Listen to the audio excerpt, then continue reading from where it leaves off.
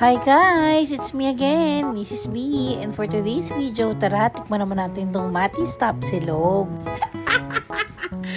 After nga ng harutan at labing-labing namin ni Mr. B, ayan, nagutom nga kami at nag-decide na kumain at maghanap ng masarap na tapsilog.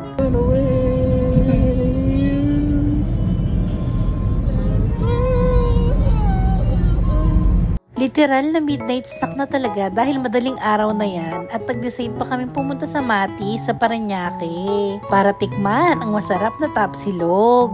Manila-Cavite Expressway, E3.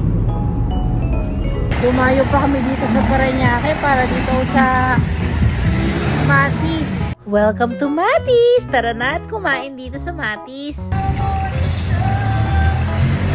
Totoo nga ang balita, marami talagang kumakain dito kasi mura lang din ang mga price ng mga menu nila. Ayan, o, tingnan nyo, very affordable lang, di ba? So, first time ko dito kumain. Tikman na ito, masarap. Ito nga yung order namin at hindi na rin ako masyado nakapag-video kasi nga nagmamadali na rin kami at medyo tinamaan na rin ako ng antok. Ayan, pero in fairness guys, masarap dito, itrahin nyo na rin. At syempre, hindi mawawala ang suka at ang ketchup na pinaghalo.